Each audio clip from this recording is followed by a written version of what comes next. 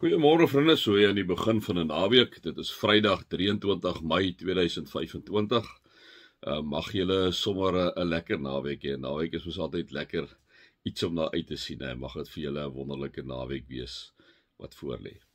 Ons raak net so rustig.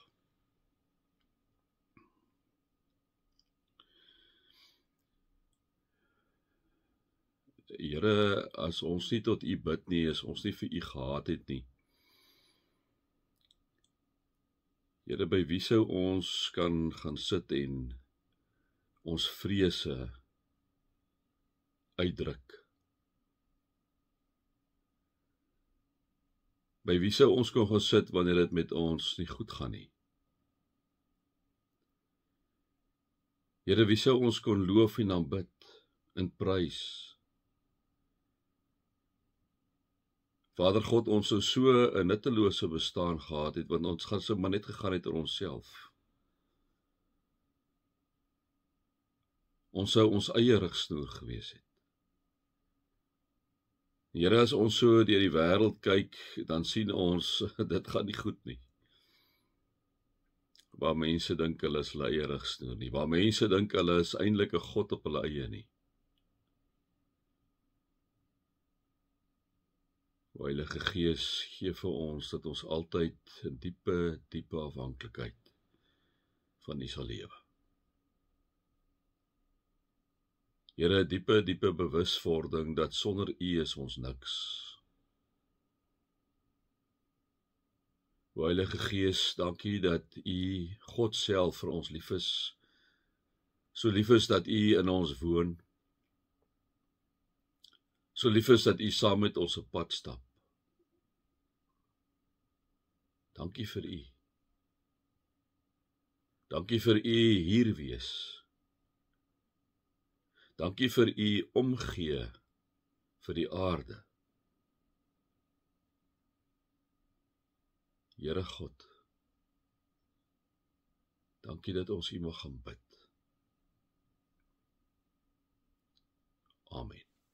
Vriende, mag daar vir julle genade en vrede en oorvloed wees, omdat julle God ken, Jesus ken en die Heilige Gees ken.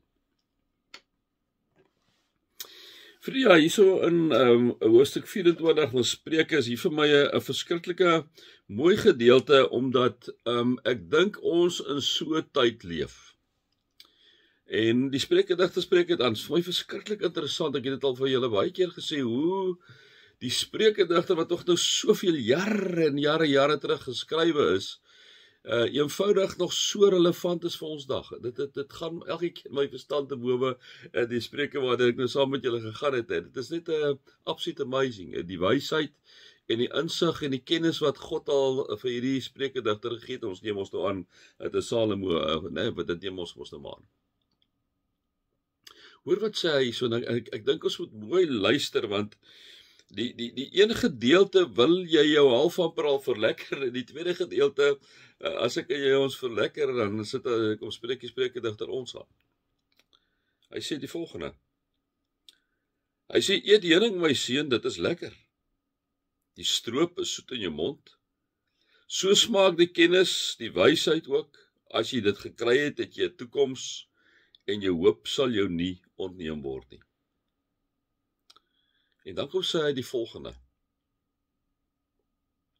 Moenie soos 'n slegte mens die regverdige by sy huis gaan voorlê en sy woonplek verwoes nie.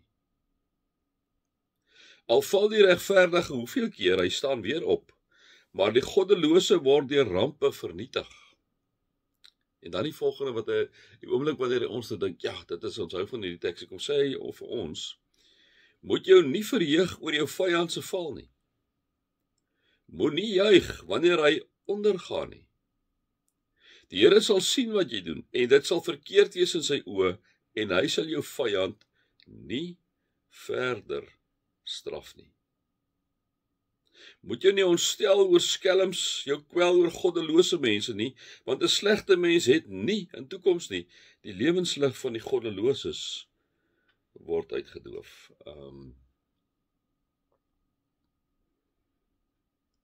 Vriende,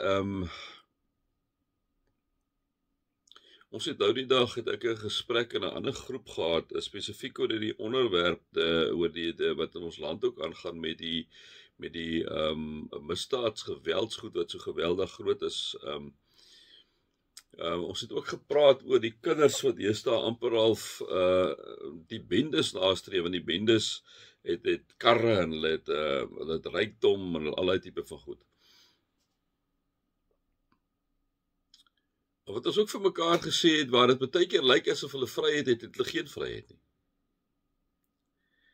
Die goddelose, liewe vriende, lyk of hulle het nie vryheid nie. Hulle kyk die heeltyd oor hulle skouer. Hulle moet vir hulle hierdie bouncers omtrent aanstel rondom hulle om hulle die heeltyd te beskerm. Hulle weet nie of môre hulle laaste dag gaan wees of 'n koel hulle van 'n kant af gaan tref nie. So dis vir my baie interessant, vriende, dat die mense wat die goed doen is eintlik die mense wat onder geweldige angs lewe. Partykeer 'n angs dink ek wat hulle nie weet nie, maar hy's heeltyd daar. Hulle is die heeltyd as daar iets 'n kraak in hulle huis dan dink hulle dis iemand wat hulle kom uithaal. Nou, vriende, dit bly vir my altyd 'n interessante tendens. Ek weet nie hoe werk die Here daar nie. Maar ek dink die goddelose kry baie swaar. En as wanneer ek en jy na hulle kyk, liewe vriende, moet ons altyd onthou, die Here het die laaste sê. Die Here het die laaste sê. En liewe vriende, wanneer daai ou, onthou ons glo in die ewige lewe. Nou 'n goddelose ou in ons wees iemand wat nou maar nie die Here ken nie, wat nie die Here aanbid nie, wat homself as 'n afgod het, homself as 'n god eintlik daarstel. Die vriende, ons lewe is maar net 'n klein rukkie. En die goddelose mense dink nie besef dit nie. En hierdie klein rukkie wat ek en jy as gelowige mense het en regverdige mense op aarde het, is inderdaad 'n klein rukkie. Vriende, hierdie afgelope tyd maar net dit weer besef, né? Mense kom en gaan. Mense is die een oomblik hier en die volgende oomblik is hy weg. Die een oomblik praat jy met iemand, liewe vriende, die volgende oomblik is hy nie meer met ons nie. Ons lewensspan is baie klein.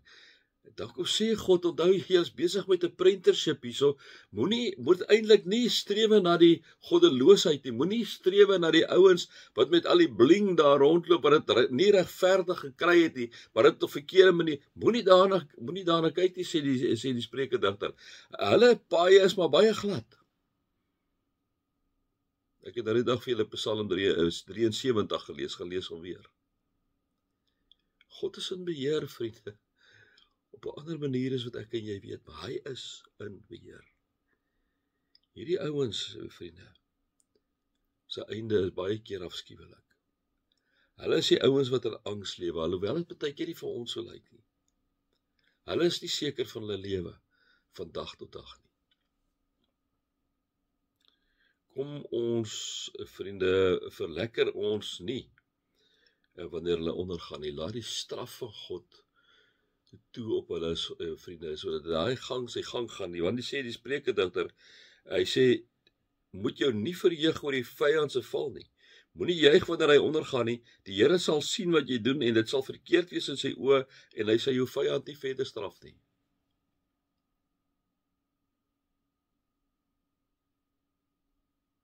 Vriende, om in die hand van 'n lewende God te val, is die ergste wat kan gebeur. En daarom ook wat in ons land verkeerd gaan en wat met moorde en verkrachtings, vriende, jou liggaam is een ding, maar om jou siel verwoes te hê, en vir altyd in die ewige duisternis te wees, in die ewige hel te wees, vriende, dis nie grappies nie. En dis wat gaan gebeur met mense wat hulle eie God is. Mense wat hulle nie steur aan God se waardes nie. Dis nie vrees nie, vriende, dis net 'n realiteit. Die Bybel kom sê dit vir ons baie duidelik. Ons sien dit op die aarde, liewe vriende, daar is inderdaad twee wêrelde. 'n Wêreld wat aan God behoort en 'n wêreld wat die goddelose dink hulle beheer, maar hulle nie beheer nie. 'n Wêreld wat God aanbid en 'n wêreld wat God nie aanbid nie. Kom ek en jy, maak nie saak wat met ons gebeur nie. Buig voor 'n lewende God en weet, vriende, God is in beheer op sy eie manier, op sy eie tyd. Doen mense verantwoording, maak nie saak wat hulle doen nie. My 5 sent vanoggend, vriende, mag julle God se liefde ervaar, sy genade ervaar en sy teenwoordigheid ervaar.